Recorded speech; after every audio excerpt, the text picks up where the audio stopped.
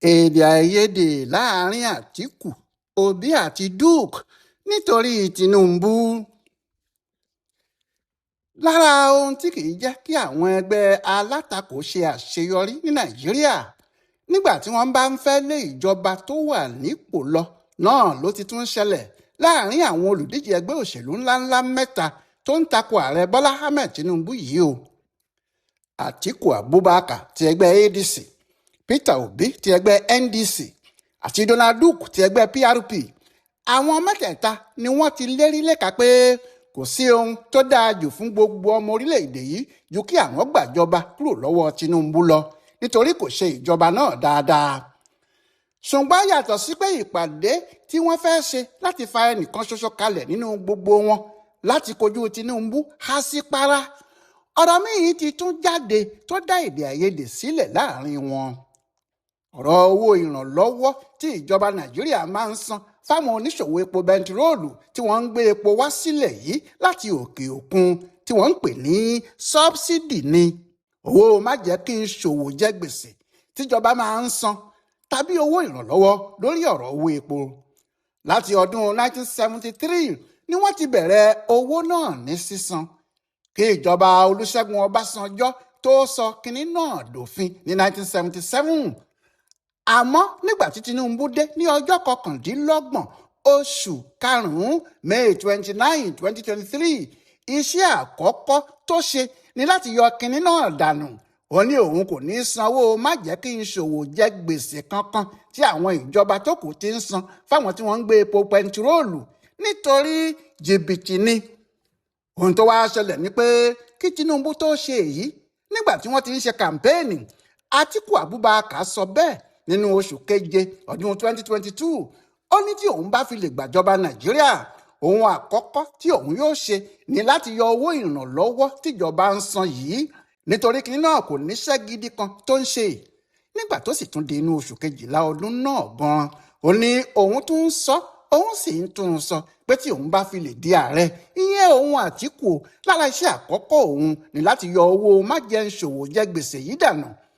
Ní gbogbo ayé bá ń sọ pé ó tiẹ̀ ti dáa, Atiku yóò yọ sọ́bsidì tó bá ti dé. Bí òun ti ń wí yìí, bẹ́ẹ̀ náà ni Peter Obi ń sọ káàkiri o. Obi náà sọ nínú oṣù keje ọdún 2022 pé kò sí kinní kan tí òun yóò ṣe jù pé lọ́jọ́ tí òun bá délé ìjọba gan-an, ọjọ́ náà ni owó ìrànlọ́wọ́ sọ́bsidì yìí yóò lọ nítorí àkóbá burúkú ló ń ṣe fún orílẹ̀-èdè wa Nàìjíríà. Nígbà tó tún di ọjọ́ kẹjọ oṣù kínní January 8, 2023, nígbà tí kàmpéènì ń gbóná gan-an, Peter Obi ti sọ pé kò sí tàbí ṣùgbọ́n kankan níbẹ̀, òun yóò yọ owó má jẹ́ kí n ṣòwò jẹ gbèsè náà kúrò. Kò ní sí ohun tó ń jẹ́ sọ́búsídì nínú ìjọba tòun. Kí ló fa ariwo yìí? Ohun tó jẹ́ kí ariwo náà le gan-an ní Muhammadu Buhari. Òun ló jẹ́ kí ọ̀rọ̀ owó ìrànlọ́wọ́ náà di ohun tí gbogbo ìlú àti àwọn olóṣèlú ń dìde sí. Nígbà tí wọ́n ń ṣe kàmpéènì ní 2014, Buhari ló sọ lásìkò náà pé òun kò mọ ìdí kankan tí Nàìjíríà fi ń san owó ìrànlọ́wọ́ fún àwọn tó ń ra epo wálé, pé ohun tí òun yóò ṣe ni láti kọ́ ilé ìfọpo ńláńlá kọ̀ọ̀kan lọ́dún kọ̀ọ̀kan ìjọba òun. Epo yóò wà nílẹ̀ fún gbogbo ọmọ Nàìjíríà láti lò tàbí láti rà. Ẹni tó bá sì ra ọjà wálé láti ilẹ̀ òkèèrè, ohun tó bá rà ní kó tà. Òun kò ní owó ìrànlọ́wọ́ kankan tí òun fẹ́ san fẹ́nìkan. Ṣùgbọ́n nígbà tí Buhari dé, ọ̀rọ̀ náà di wàhálà gidi nítorí bàbá náà padà takú, kò yọ owó májẹ̀ńṣòwò jẹ gbèsè yìí mọ́. Kàkà bẹ́ẹ̀, ó bẹ̀rẹ̀ sí san owó náà ni o. Ní ọdún 2015 tó dé yẹn gan, tírílíọ̀nù 2 owó ìrànlọ́wọ́ lórí epo yìí ló san o. Ọ̀rọ̀ náà sì di ohun tí báǹkì àgbáyé ń pè é ní ọjọ́ kẹjọ oṣù kejìlá ọdún 2015 pé àsìkò rèé kó yọ owó ìrànlọ́wọ́ owó epo yìí dànù.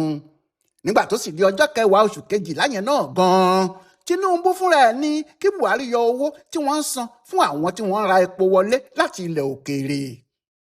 Ṣùgbọ́n ohun tí àwọn tí wọ́n ń sọ pé kí Buhari yọ sọ́bsidì yìí kò fiyè sí ni pé ó ti sọ tẹ́lẹ̀ nígbàlà tó gbàjọba, ìyẹn ní ọjọ́ 13 oṣù keje 2015, pé òun ti yẹ ìwé àwọn iléeṣẹ́ elépo ilẹ̀ wa NNPC wò. Òun sì ti rí i pé kò sí ìdí kankan tí òun fi gbọ́dọ̀ yọ owó ìrànlọ́wọ́ epo náà nítorí bí òun bá ṣe bẹ́ẹ̀, ọ̀pọ̀ èèyàn ni yóò jẹ níyà, yóò sì bà ètò ọrọ̀ ajé òun jẹ́ ni. bẹ́ẹ̀ ni kò yọ kinní náà o. Wọ́n pariwo títí pé yóò yọ àbí pé ó ti yọ ní 2020. Òun náà jáde pé òun ò tí ì yọ. Wọ́n pariwo pé ó ti yọ ní 2022. Òun náà ní òun kò lè yọ nítorí ìbò tó ń bọ̀ kí wọ́n lè dìbò fún Tinubu. Bẹ́ẹ̀ ló ṣe yọ̀gẹ̀yọ̀gẹ̀ tó jẹ́ nínú bọ́jẹ́ẹ̀tì 2023 nìkan ni kò fi sí. Bẹ́ẹ̀ ni kò ṣòfin pé òun ti yọ. Kó sì tó dìgbà náà ó ti ná tírílíọ̀nù 12 owó náírà tó ní òun fi ń sanwó ìrànlọ́wọ́ epo. Owó kékeré kọ́ ni eléyìí nígbà náà o. Nítorí pé gbogbo ìgbà ní Buhari fúnra ẹ̀ wá ń pariwo pé owó sọ́bsidì tí àwọn ń san yìí ń kó bá àwọn. Òun ló ń sọ Nàìjíríà di onígbèsè àgbáyé. Kò sí bí àwọn ṣe lè ṣe ìdàgbàsókè kankan tí àwọn ò bá jáwọ́ nínú sísan owó burúkú yìí. Ohun tí gbogbo àwọn tó fẹ́ du ipò ààrẹ nígbà náà pàápàá Atiku àti Obi ṣe ń sọ pé àwọn yóò yọ kinní náà dànù tí àwọn bá ti gbàjọba nìyẹn. Ọ̀rọ̀ náà ti ẹ̀ dìjà nígbà kan tí àwọn APC bínú pé lára ètò tí Tinubu ti sọ pé òun fẹ́ ṣe làwọn Atiku àti Obi yìí ń jíwò. Ètò àwọn ni pé àwọn fẹ́ yọ owó ìrànlọ́wọ́ epo kúrò. Ètò náà ni wọ́n bẹ̀rẹ̀ sí pariwo ẹ̀ lọ́dọ̀ tiwọn yìí. Kí ló dé tí wọn ò lè wá ètò mìíràn ṣe lọ́dọ̀ ara wọn? Bí Tinubu ti wá dé ló yọ owó náà kúrò. Ó sì dájú pé bó jẹ́ Atiku tàbí Obi ló wọlé nígbà náà wọ́n bá yọ ọ́ gẹ́gẹ́ bí ìlérí wọn tẹ́lẹ̀. Ohun tí ọ̀rọ̀ Atiku ṣe wá ya gbogbo ayé lẹ́nu báyìí nìyẹn o.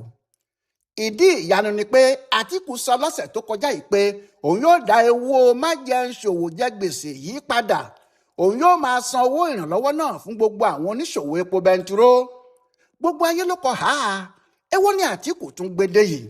Wọ́n ní kí ló dé? Ó ní nítorí ìyà tí ìjọba Tinubu fi ń jẹ àwọn èèyàn lórí ọ̀rọ̀ owó tí wọ́n yọ náà pọ̀ jù ni. Ṣùgbọ́n ọ̀rọ̀ náà yí àwọn èèyàn púpọ̀ jù bẹ́ẹ̀ lọ. Ohun tó ṣẹlẹ̀ ni pé níbi tí ààrẹ Atiku dé yìí kìnní náà ti di gbogbo ara kìkì ìjà o. Ọ̀rọ̀ ààrẹ Nàìjíríà ní 2027 ó ti di bó o bú bàbá mi ìjà ni, bó o bú bàbá mi ìjà ni, tìjàtìjà ní kúkú ṣe bàbá mi fún Alhaji Atiku Abubakar. Gbogbo ohun tó bá rí ló fi ń jà. Gbogbo ọ̀nà tó bá sì mọ̀ ló fi fẹ́ kó àwọn èèyàn nílẹ̀ Haúsá mọ́ra. Lára ohun tó sì fẹ́ lò fún wọn náà rèé. Atiku mọ̀ pé inú ọ̀pọ̀lọpọ̀ àwọn olóṣèlú ilẹ̀ Haúsá àti àwọn oníṣòwò níbẹ̀ ni yóò dùn tí òun bá lè dá owó ìrànwọ́ epo bẹntiró yìí padà. Nítorí bó tiẹ̀ jẹ́ pé ìwà ìbàjẹ́ gbilẹ̀ burúkú sí di kinní ọ̀hún. Ohun tí ọ̀pọ̀lọpọ̀ àwọn èèyàn náà fi ń lu Nàìjíríà ní jìbìtì nìyẹn. Níbi tí wọ́n ti ń rí owó orílẹ̀-èdè yìí kó lọ́nà tí kò dáa ni. Atiku mọ̀ bẹ́ẹ̀. Ó mọ̀ pé àwọn aṣáájú Haúsá pọ̀ nídìí ìjẹkújẹ owó epo sọ́bsidì yìí. Nítorí ẹ̀ ló ṣe bá ọ̀nà ibẹ̀ yọ pé tí àwọn bá lè lò gbogbo àwọn aṣáájú ilẹ̀ Haúsá yìí àti àwọn oníṣòwò ńlá ni yóò sọ ọ̀rọ̀ òun Atiku díṣẹ́ tí wọn yóò sì máa sọ pé òun ni kí gbogbo àwọn ará òkè ọya dìbò wọn fún. Ohun tó jẹ́ kí Atiku yí padà bìrí lójijì bí eégún tó déwájú ilé àgbẹ̀dẹ nìyẹn. Àmọ́ kí ni ọ̀rọ̀ sọ́bsidì tí Atiku tún kú jáde yìí pàápàá? Ọ̀rọ̀ owó ìrànlọ́wọ́ epo bẹntiróòlù yìí bó oore pọ̀ oore adẹ̀bi ni bí orúkọ olórúkọ. Báwo lóore kò sì ṣe ní dẹ̀bi nígbà tí láńlọ́ọ̀dù ń ra kọ́mú fún ìyàwó tẹ́nàǹtì tó ní nítorí tọ́kọ ẹ̀ ò lówó lọ́wọ́ tó tún rà á fún un tán tó ní kí òun wọ̀ ọ́ fún un wò bóyá ó ṣàìsí ẹ̀. Ọkọ lóbìnrin wo ni yóò wá gbà pé wọ́n ṣèyàwó òun àbí òun lóore? Àwọn tí wọ́n bẹ̀rẹ̀ sọ́bsidì ìrànlọ́wọ́ ni wọ́n fẹ́ fi ṣe lóòótọ́ o. Ìjọba Yakubu Gowon ló kọ́ bẹ̀rẹ̀ sí náwó yìí díẹ̀díẹ̀ ní 1973. Ohun tó sì fà á ni pé ní ọjọ́ 6 oṣù kẹwàá October 6, 1973 orílẹ̀-èdè Egypt àti Syria kọlu Israeli.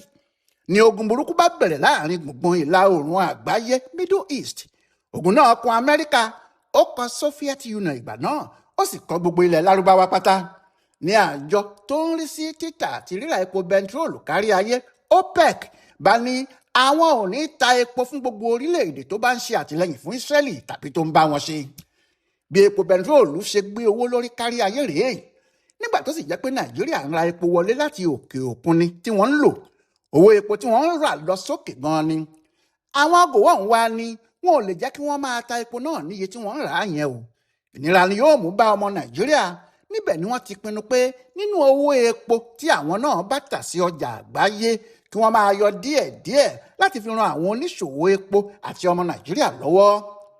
Bí wọ́n ti ń ṣe é ni pé tí oníṣòwò epo kan bá ra garawa epo ní ẹgbẹ̀rún kan 1,000 naira tó fẹ́ tà á ní ẹgbẹ̀fà 1,200 ìjọba tí kò sanwó oṣù tó tó ẹgbẹ̀rún kan kò lè ní kí àwọn ọmọ Nàìjíríà máa rà á bẹ́ẹ̀. Wọn yóò wá ní rárá kí wọ́n má tà á bẹ́ẹ̀, àwọn yóò ra kinní náà níye yẹn lọ́wọ́ wọn. Ṣùgbọ́n ẹgbẹ̀rin 800 naira ni kí wọ́n tà á fáwọn aráàlú. Èyí wá ni pé lórí galawo epo kọ̀ọ̀kan tí àwọn elépo yìí bá tà, ìjọba yóò fún wọn ní 400, ìyẹn 400 náírà. Bẹ́ẹ̀ ló ṣe pé àwọn tí wọ́n ń lọ ra epo wá láti òkè òkun yóò jèrè, ìnira kò sì ní sí fáráàlú rárá. Ìyẹn ni wọ́n ṣe ń pe owó náà ní owó májẹ̀ǹṣòwò jẹ gbèsè tàbí owó ìrànlọ́wọ́ táwọn olóyìnbó ń pè ní subsidy. Bí wọ́n ti ń ṣe kinní náà wẹ́rẹ́wẹ́rẹ́ rèé. Ṣùgbọ́n ní gbogbo àsìkò yẹn náà, ìyàn àgbáyé tí wọ́n ń pè ní Great Inflation ń lọ lábẹ́lẹ̀. Nígbà tí yóò sì fi di ọdún 1975 sí 1976, ìyàn náà ti le gan. Owó àwọn ọjà tí wọ́n ń rà wọlé láti òkè òkun sí Nàìjíríà sì lọ sókè pátápátá. Ìyẹn ló ṣe jẹ́ pé ní ọjọ́ kìíní oṣù kìíní January 1, 1977, ìjọba ológun ọ̀gágun Olúṣẹ́gun Ọbásanjọ́ sọ kinní náà dòfin. Wọ́n pè é ní Price Control Act, òfin ìdíyelọ́jà. Ohun tí òfin náà sọ ni pé wọn ò lè ta àwọn ọjà kan ju iye báyìí lọ. Bẹ́ẹ̀ ló tún kan epo bẹntiróòlù tó jẹ́ tí wọ́n bá ti gbé e dé, kàkà kí ìjọba jẹ́ kí wọ́n tà á ní iye tí wọ́n rà á gan, wọn yóò sanwó tó bá lé lórí ẹ̀ fáwọn oníṣòwò náà ni. Ìjọba Ọbásanjọ́ kò jẹ́ kí wọ́n jẹ gbèsè, wọ́n ń ran àwọn elépo yìí lọ́wọ́. Ọ̀rọ̀ náà búrẹ́kẹ́ láyé àwọn Ṣéhù Ṣàgárí, torí ó kù díẹ̀ kó pé ọdún kan tí wọ́n gbàjọba. Ní ọjọ́ 22 oṣù kẹsàn-án September 22, 1980, Saddam Hussein ti Iraq kó ogun òjijì jà wọ́n ní Iran. Ọdún 8 ni wọ́n fi jagun náà. Ní gbogbo ìgbà yìí lówó epo bẹntiróòlù àgbáyé ń ṣe ségesège. Bẹ́ẹ̀ níjọba ń san owó májẹ̀ǹṣòwò jẹ gbèsè fáwọn elépo tiwa. Àmọ́ àwọn olóṣèlú ìgbà náà ti tọwọ́ bọ̀ ọ́, wọ́n ti dá ọ̀nà ibẹ̀ lu. Púpọ̀ wọn kì í gbé epo kankan wọlé. Àmọ́ àwọn àti àwọn ọ̀bàyéjẹ́ òṣìṣẹ́ NNPC yóò lẹ̀dí àpò pọ̀, wọn yóò sì gbé ìwé jáde pé wọ́n gbé epo wọlé àti ayédèrú fọ́tò lóríṣiríṣi. Níbi tí Nàìjíríà ti bẹ̀rẹ̀ sí sanwó epo tí wọn ò rà nìyẹn o. Àwọn èèyàn ńlá olóṣèlú àtàwọn ará NNPC ni wọ́n ń kó o. Tí ayé Ibrahim Babangida sì lékenkà, torí nígbà tí ogun Iraq àti Kuwait bẹ̀rẹ̀ lọ́jọ́ 9 oṣù kẹjọ ọdún 1991, èyí tí wọ́n ń pè ní Gulf War, subsidy gòkè. Kìnìún náà wá kan gbogbo àwọn alágbára nínú ìjọba Babangida àti àwọn èèyàn ńláńlá tó mọ̀nà náà dáadáa nílẹ̀ Haúsá. Níbi tí apá ìjọba kankan kò ti ká ọ̀rọ̀ owó ìrànlọ́wọ́ yìí mọ́ nìyẹn. Nígbà tí yóò sì fi di ayé Sani Abacha, ọ̀rọ̀ náà kò ṣeé yanjú mọ́, ó ti di jọ̀gọ̀dì gidi. Ọ̀pọ̀ owó Abacha tó sì wà lẹ́yìn odi tí wọ́n ń padà kó wálé yìí, àwọn owó ìrànlọ́wọ́ epo bẹntiróòlù tí wọn kò gbé wọlé pọ̀ dáadáa nínú wọn. Bó ti wà tí àwọn olóṣèlú tún padà dé nìyí, Ọbásanjọ́ tó bẹ̀rẹ̀ ló tún gbàjọba, kò sì fẹ́ yọ ọ́ kúrò. Àmọ́ ní kí òun wá ọ̀nà láti dènà ìwà ìbàjẹ́ tó wà níbẹ̀ ni. Àmọ́ kí ló ti dí ẹ̀ yọ? Kò rí ọ̀rọ̀ náà yanjú. Nígbà tí yóò sì fi di ayé Jonathan, sọ́bsidì yìí ti ń sọ Nàìjíríà di onígbèsè àgbáyé. Jonathan fẹ́ yọ kinní náà kúrò. Àwọn Tinubu àti Buhari yìí pẹ̀lú àwọn bíi Túndé Bákàrè ni wọ́n gbógun tì í, ló bá dá a padà lórí eré. Ní gbogbo ìgbà náà ní Nàìjíríà sì ti ń jẹ gbèsè ńláńlá lórí sọ́bsidì. Ìyá sì ni Buhari bá wọlé tó lérí pé òun yóò fòpin sí i, tí òun náà kò sì lè fòpin sí i, kó tó wá di pé Tinubu dé tó sì fa kinní náà yọ. Àmọ́ Àtíkù ní òun yóò dá a padà báyìí o tí òun bá ti wọlé gẹ́gẹ́ bí ààrẹ ní 2027. Ohun tó sì bí èdè àìyedè láàrin òun àti Peter Obi pẹ̀lú Donald Duke nìyẹn. Obi ní lórí nǹkan tí Àtíkù ṣe yìí o, kò sí bí òun yóò ṣe tẹ̀lé, torí òun mọ̀ pé nǹkan tí kò dára ni. Ó ní nígbà tí èèyàn bá torí pé òun fẹ́ da omi tí ọmọ fi wẹ̀nù nínú ìtẹ́sẹ̀ tó bá da ọmọ náà nù mọ́, tóun kò tún nǹkan ṣe, ó ba nǹkan jẹ́ pátápátá ni o. Ó ní bí àwọn Tinubu ti yọ owó ìrànlọ́wọ́ yìí ló dáa, àmọ́ èyí tí kò dáa ni pé wọ́n ná owó náà nínàkúnà ni. Ó ní ìyẹn lòun yóò fòpin sí, tí òun yóò kó owó tí wọ́n bá rí nídìí ẹ̀, ìyẹn nídìí owó ìrànlọ́wọ́ yìí, òun yóò kó owó náà jọ tí òun yóò sì fi ṣe dáadáa fún àwọn ọmọ Nàìjíríà nílé lóko lódò lẹ́yìn odi. Ṣùgbọ́n ní ti Donald Duke, òun ní òun kò mọ ohun tí Àtíkù ń dààmú ara ẹ̀ sí, tàbí tí Obi ń torí ẹ̀ làágùn. Ó ní owó ìrànlọ́wọ́ tí wọ́n ń wí yìí kò fi gbà kankan sí níbì kankan tẹ́lẹ̀. Àwọn kan ni wọ́n kàn jókòó nínú àwọn tí wọ́n ń ṣèjọba tí wọ́n ń kó owó náà jọ tí wọ́n sì ń pín in láàrin ara wọn. ó ní èyí tí Àtíkù ń wí yẹn kò sí kinní kan tó fẹ́ dá padà torí kò sí kinní kan tó wà níbẹ̀ tẹ́lẹ̀ pé jìbìtì owó ìrànlọ́wọ́ tó wà nílẹ̀ tẹ́lẹ̀ àwọn Tinubu ti yọ ìyẹn kúrò wọ́n wá fi ìnira tiwọn rọ́pò ẹ̀ ní. Donald ní kò sóhun tó ń jẹ́ sọ́bsidì kí wọ́n gbàgbé ẹ̀ kí Tinubu yí padà kó gbé ètò gidi kalẹ̀ ni àmọ́ àwọn ti mọ̀ pé kò sí bó ṣe fẹ́ ṣe é torí ohun tí èèyàn kò bá ní kò ní lè fi tọrẹ fún ẹlòmíì ìyẹn ló ṣe jẹ́ pé ẹgbẹ́ PRP nìkan ló lè ṣèjọba Nàìjíríà kó dáa ìyẹn ẹgbẹ́ dúùkù ní ariwo àwọn Tinubu yìí ti fi hàn pé wọn kò ní yí padà nídìí ètò ọrọ̀ ajé tó ní aráàlú lára tí wọ́n ń ṣe yìí ìyẹn ló sì ṣe jẹ́ gbogbo aráàlú gbọ́dọ̀ mọ̀ pé níbi tí ọ̀rọ̀ àwọn dé báyìí o ẹgbẹ́ PRP ló lè ṣèjọba Nàìjíríà kó dáa òun Donald Duke sì lòun lè darí ìjọba náà kó gún régé fún ẹni gbogbo níbi tí ọ̀rọ̀ dé nìyí o tó yẹ àti Peter Obi àti Atiku àti Duke kò sẹ́nìkan tó gbọ́ ọ̀rọ̀ ara wọn yé mọ́ lórí ọ̀rọ̀ owó ìrànlọ́wọ́ orí epo tí Tinubu yọ kò sí sẹ́ni tó tí ì mọ̀ bóyá Tinubu fúnra ẹ̀ yóò dá ètò náà padà ní o àbí àwọn Atiku pàápàá yóò wá nǹkan kan míì ṣe sí i ni. Ọláìwọlá Alága ló ń yẹ ọ̀rọ̀ ó ṣe sọ́búsídì tó tún dá ìjà sílẹ̀ láàrin àwọn ẹgbẹ́ alátakò àti Tinubu yìí wò tó sì ń ṣe àkọsílẹ̀ fún bùdó àgbáyé fún àṣà àtìṣe Yorùbá World Center nínú ọgbà yunifásitì Ìbàdàn a kú dédé àkókò yìí o.